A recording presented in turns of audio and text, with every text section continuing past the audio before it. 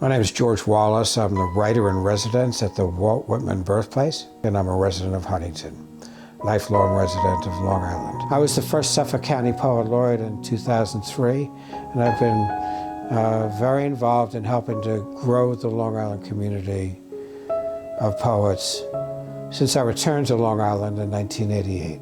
Long Island for 20 years now has had a growing poetry community, multifaceted in many separate locations and different demographies, different types of people and concerns, from university people to people that are on the fringe and alternative to established poets. I have two poems for you today from my new book of poems, Resistance is a Blue Spanish Guitar.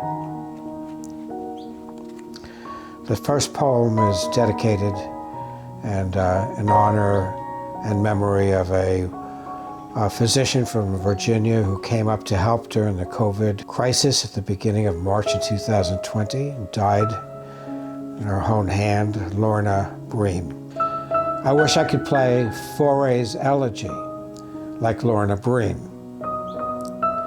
This poem for Lorna Breen and the strength of her compassion and the unspoken depths of her wounds.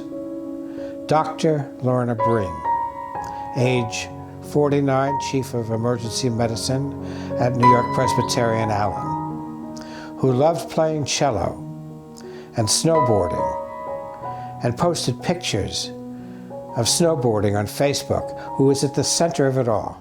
The impossible situation come horribly true in the streets and hospitals of New York City, the great pandemic of 2020.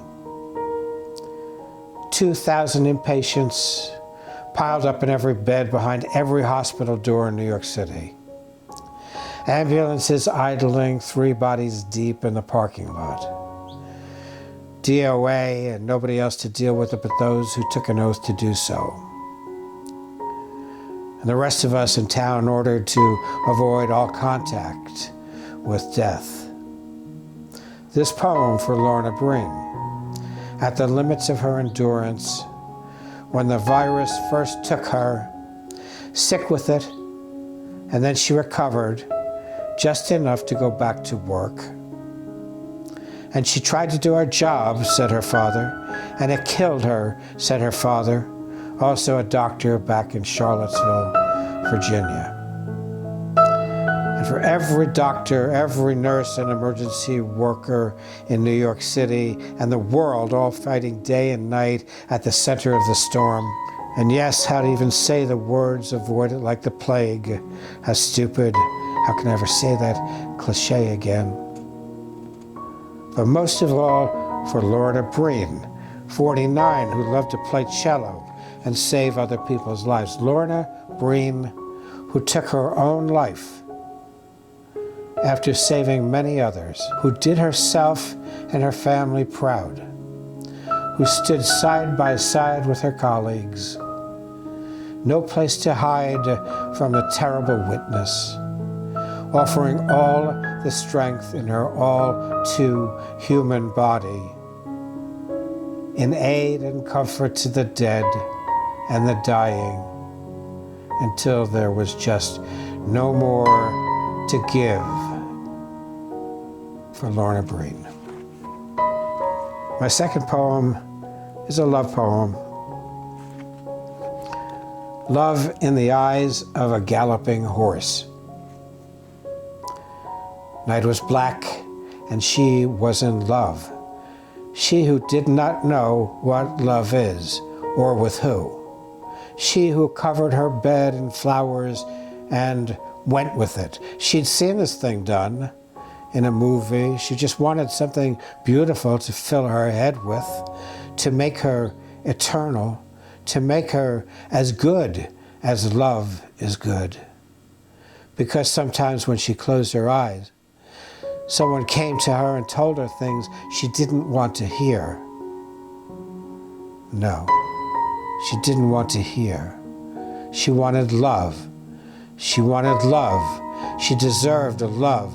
She had seen love done in a movie.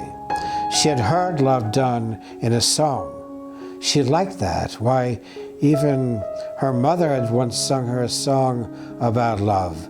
And Selena sang her a song about love too.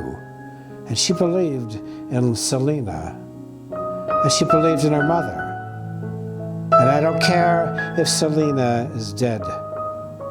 Love is alive, eternal, magic. And she believed in love and had so many lovers to prove it. Beautiful men, beautiful women, girls, boys, men, especially girls weeping, boys gnashing their teeth, men cursing, jealous, people everywhere whispering, telling little lies behind her back. Who cares? This poem isn't about them. It's about love. The color of gold, which sleeps in the deep heart of the sun or in the eyes of a galloping horse. Love galloping over sand. Love, and she knelt by her bed and she wept for it so long. She ascended into the sky where she is one of the stars, no more, no less, twinkling. Thank you.